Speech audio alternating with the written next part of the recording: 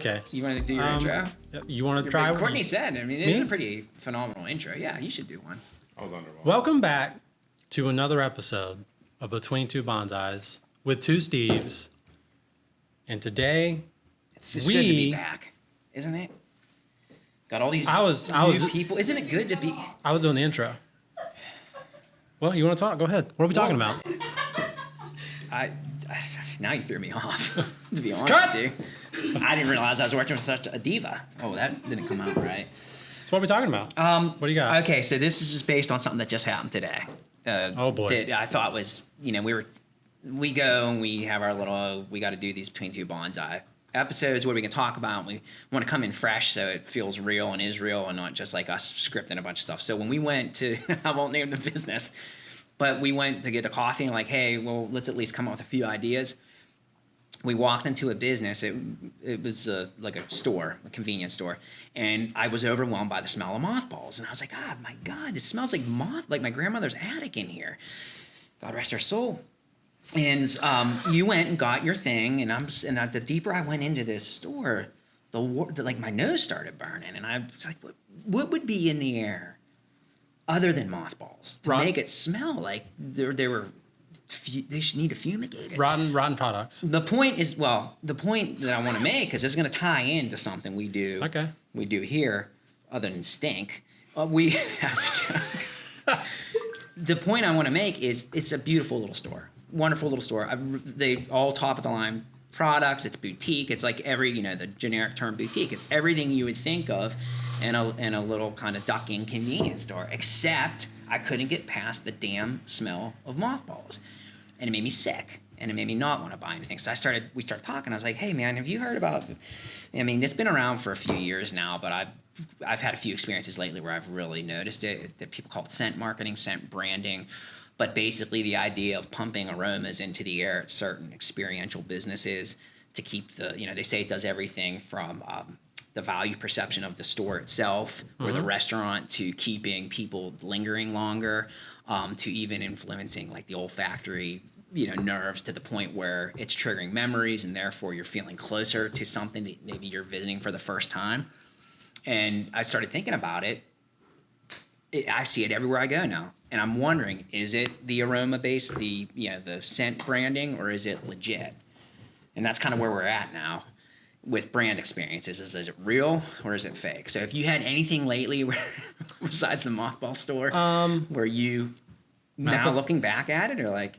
That's a tough one. I mean, I'm sure there's definitely stores you're familiar with where you don't think about the fact that it's potentially the scent that like gives you comfort or something. Yeah. But there's probably tons of cases like that where I can't like... Yeah, no, not for me personally, but I can imagine like candle shops and stuff or something where the fragrance itself is just welcoming, but you don't really think about it. Well, I can tell you that I've been fascinated by this for about 2 years now. It's probably been out longer. So if I'm outdated, I'm outdated. But the idea of using all the senses to build an experience, like that's kind of what we do here. Is like we try. We're more than just visual. We're more than just audio and all that. Like how So anytime something like this comes out, you weigh it out. Is it a novelty? Is it going to be here for a while? Is it going to go away? This is lasting the test of time, and I'm seeing it in more kind of on-site experiences. So I was at a hockey game. Mm-hmm. Hockey game. I don't know why I said that. Game. That's that Yankee accent.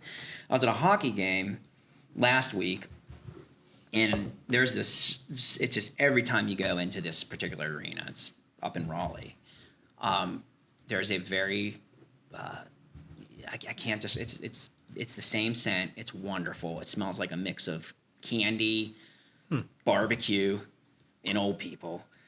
And that old people's probably legit. It's probably that's probably actually there, and I'm one of them. So if you got offended by it, I'm old. But there is a really kind of you smell it, you know it, and if I smelled it off that site, I would think of that place. Yeah. And it screws with you because like I went and bought a barbecue pork sandwich, and I'm telling you that sandwich when I bought it did not taste anything like the smell. The smell was better than the sandwich, quite honestly, and. Well, now that you think about it, I was gonna bring up food is probably a big case where that happens. But downtown, just around the corner, there's a spot where if you're anywhere near that place earlier in the morning when they probably start cooking and prepping food, you get a distinct smell and you go, I know exactly what restaurant that is. I'm telling you, dude, it's everywhere, man. And that's a great point. There's a chain that I know for a fact is doing it, because when I started doing research, I was like, man, you can drive by this place and be a quarter of a mile away and you're smelling it's a very distinct wood-fired smell. It's an Italian place. I use that term loosely, but it's like, it smells great. It smells great. And if you smelled it, is that right?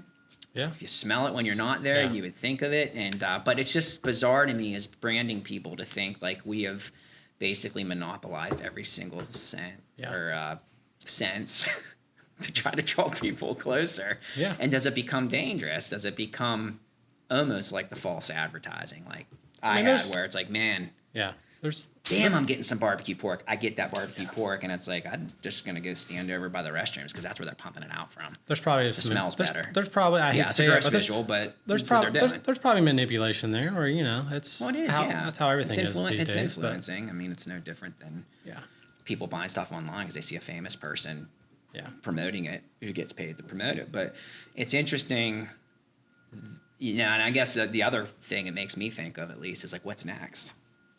What can we do here at Bonsai to make our logos smell better?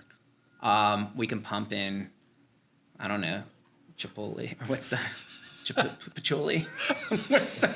I would say Chipotle. Chipotle would be better. What's the patchouli? Patchouli? What is it called? Patchouli? Is anyone? You guys don't have to be. Patchouli, yeah. We'll say Chipotle. I'll call it Chipotle. Okay. Nice. Yeah, I don't know what we can do to make I think our place smells great. It does. Yeah, I mean, I don't smell anything. I don't smell anything in here right now, but yeah. Well, maybe we'll bring one of those little air fresheners, the little pine air fresheners, and I'll put a fan over by the wall. We can just use that. We aren't going to spend money on a machine. Yeah. Okay. Nice. Yeah, it's just it's something that's coming down the pike. I'm putting my money on this scent. I mean, it's been there. It's lasted the test of time. And again, now that we're all we've been out in the public again after COVID. There's more events. There's all this stuff happening. I think you're going to see a lot more of it heading in, because it does bring that nostalgia bent where we're kind of like, it's a memory of something good, which makes us get a little bit closer to the brand presenting it to us. Oh yeah, that's a big thing with nostalgia too. Smells a big part of that. Triggers For memory. Sure. But then again, after COVID, no one could smell anyway. That wasn't funny at all. Oh, damn it. That's why I wear a lot of Old Spice. That was the one thing I was taught, is you want to smell good when you're presenting. So you put So you went with Old Spice. Okay. All right, that's a wrap. Okay. Well, you want to do one of your big endings? Will you tap dance us out of here? I can't dance. She already cut, didn't she? I can. No. It's over. It's done. It's finished. That would be better. Hey, we're back, and I'm going to do an ending.